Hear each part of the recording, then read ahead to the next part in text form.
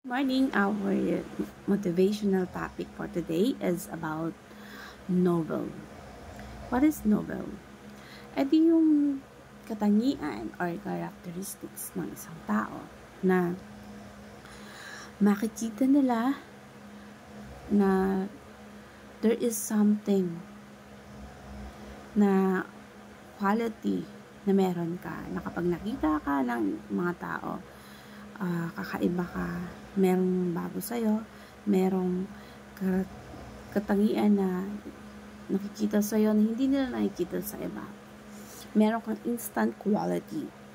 So, maaaring magaling ka sa isang bagay, maaaring maayos na tao, maging maayos kang tao, pero ang ina-admire ng ibang tao sa'yo na ugali mo, na lagi mong ginagawa at lagi mong ina-observe ay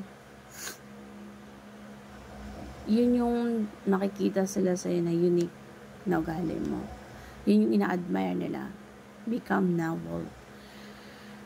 Yung pag tinignan ka, respeto ka, at yun yung character mo na walang maipipintas sa'yo, na angat sa iba.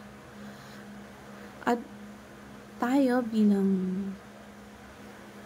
lang gusto mo natin maging successful, kailangan meron tayong quality characteristic na kailangan mapahanga natin yung tao na nakatingin sa atin.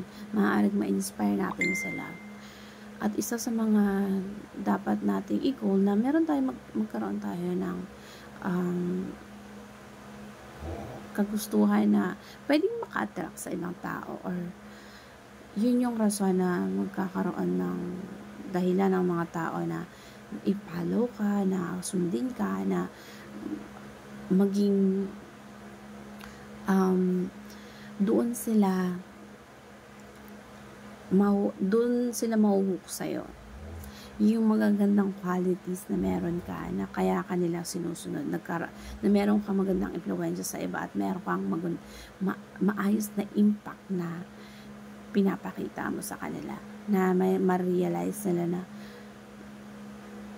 maayos ka, na matulungin ka, mabait ka sa kanila, or minsan kahit nagkasakripisyo ka, nasa heart mo yung pagtulong, at yun yung nakaka-inspire sa iba. Yung isang bagay na kapag ka nagkaroon sila ng capacity na gawin din nila yung meron ka na ngayon, gagawin na din nila ng buong puso nila. At pagka nagkakaroon ka ng pagkakataon na yung mga taong hinahangaan natin, once na tayo nasa posisyon na yun yung epekto ng pagiging novel, na yung pagiging angat ng tinahangaan mo sa'yo, at na-inspired ka, na gusto mo rin maging katulad niya, na dahil na-inspired ka, gusto mo rin maka-inspire sa iba, na naipasa niya sa'yo kung ano yung nakita mo sa taong in-admire mo, sa taong nakita mo yung kaayusan niya. So, yun yung impact sa'yo, at gusto mo itong ipasa sa iba. Kung gusto mo maging successful, makaka-attract ka din ng mga taong gusto rin maging successful. Kaya, ikaw yung gagawa na gusto mo mangyari yung mga bagay na gusto mo para doon sa taong tinitingnan mo na gusto mo maging ikaw. Yung malaking pagbabago na nagkaroon ng impact sa'yo. Hindi yung minsan ang novel person, hindi siya dapat yung nakikita ng iba na hindi nakaka-appreciate. Kailangan ikaw yung makita nila na magkaroon ka ng maayos na impact sa kanila. Ang Nobel ay isang taong may quality, maayos ang characteristics na hinahangaan ng iba, makaka-inspire sa iba dahil nakikita nila sa'yo yung kaayusan, nakikita nila sa'yo yung kakaibang characteristics na nakikita din nila sa sarili nila na gusto nilang maging ikaw. Yun yung pinaka-fulfilling things na mararamdaman mo na pwede mong ma-achieve na hindi lahat ng tao makaka-achieve nito. Yung Nobel, yun yung nagiging determinado siya sa kung ano man yung gusto niya na nakaka-inspire din sa iba dahil hindi lang sa sarili niya na may gusto lang siyang maabot. Yun yung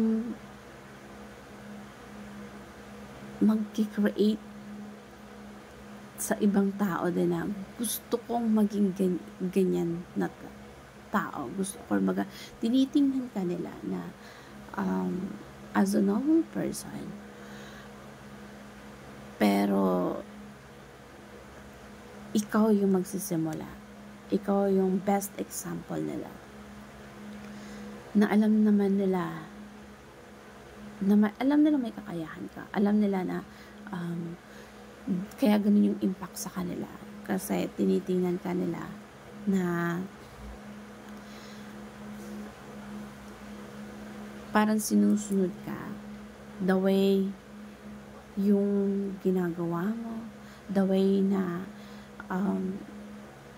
napaka ganda ng tingin nila sa'yo, napaganda ng impact nila sa'yo. Yun yung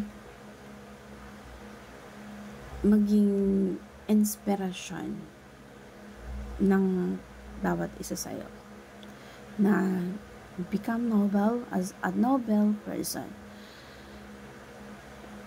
Huwag kang maging hopeless. Patunayan mo na ikaw ang magtutuloy-tuloy at ikaw yung mag-guide sa kanila na ikaw ang sundin sa maayos na ginagawa mo. At yun yung maglilid sa kanila para lalo silang ma-inspire. Kasi ikaw yung tinitingnan nila. So, yun yung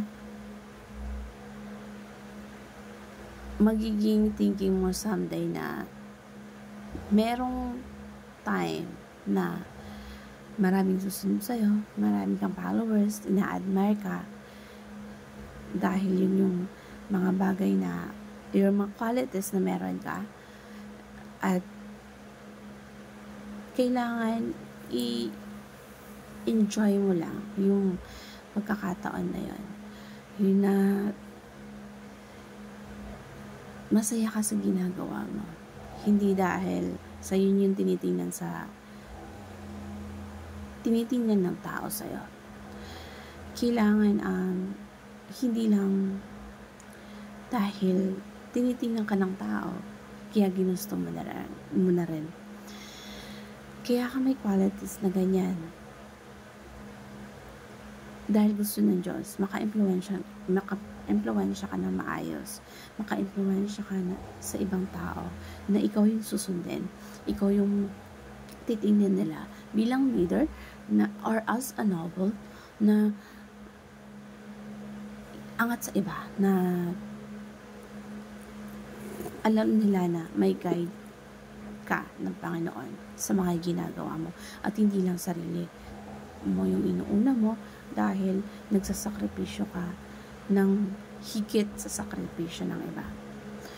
Yung mga qualities ng isang noble ay eto yung angat sa iba na kahit sobrang effort at sakripisyo niya, inaalintana niya dahil gusto niya magkaroon ng maayos na impact at magandang impluwensya sa sino man ang tumitingin sa kanya. So, again, as a leader or as a noble, kailangan maging maayos yung mga desisyon mo sa buhay para at yung may guidance ka galing sa Diyos.